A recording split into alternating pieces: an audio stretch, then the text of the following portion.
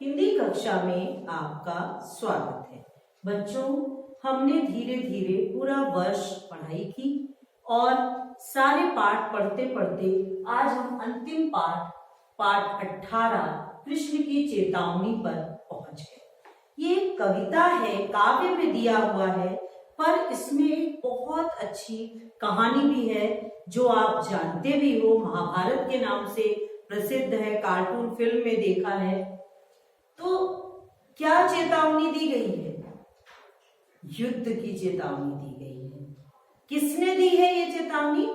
कृष्ण ने दी है चेतावनी। किसको दी है? कौरवों को दी है। क्योंकि जब हम अच्छे कर्म करते रहते हैं और लोग हमारी अच्छाइयों को नहीं स्वीकारते, तब हमें क्रोध के साथ दूसरा कदम उठाना होता है। और वो यहाँ पांडवों ने कौन सा कदम उठाया? युद्ध का कदम। तो जब कौरव और पांडव दोनों कजिन थे, चचेरे भाई थे, आपस में उनकी नहीं बनती थी, छल बल से 12 वर्ष का वनवास दे दिया और 1 वर्ष का अज्ञातवास, उन्होंने उसको काटा। वो काट कर जब आए, तब उन्होंने वापस जब आए रहने के लिए, तो दुर्योधन ने क्या कहा कि वो उन्हें अपने राज्य में नहीं रहने देगा। उन्होंने कहा आधा राज्य दे दो, तो भी नहीं माना। 5 गांव ही दे दो, हम सुख से रह लेंगे, लेकिन उसने कोई भी बात नहीं मानी। तो ये कृष्ण चेतावनी देते हैं।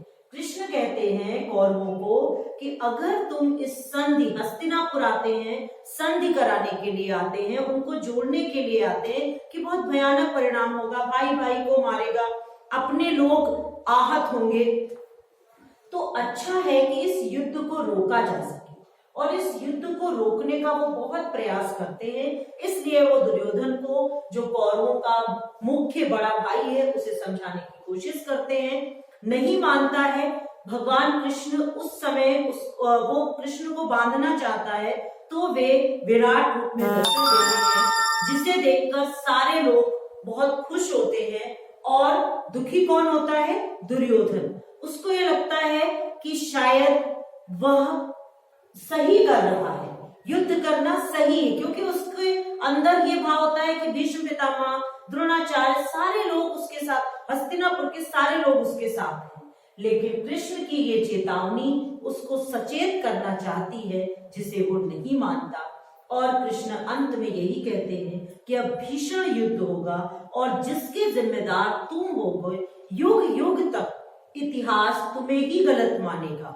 और दुर्योधन की महत्वाकांक्षा, धृतराष्ट्र की लापरवाही ही महाभारत का कारण बनी। और महाभारत जैसा युद्ध जो न पहले हुआ न कभी होगा, भाइयों के बीच एक बड़ा महायुद्ध हुआ, जिसको महाभारत का नाम दिया गया।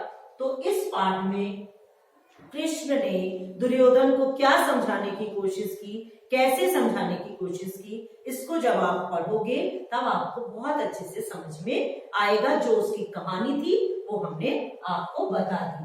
कुछ इसमें ऐसे कठिन शब्द जैसे हित वचन। हित वचन कौन कह रहा था? कृष्ण दुर्योधन को कह रहे थे कि अपनी किसी की भलाई के लिए, वो उस पूरे मानव जाति की भलाई के लिए उसको समझा रहे थे, लेकिन उसको समझ में नहीं आ रहा था और वह युद्ध के लिए पूरी तरह तैयार था।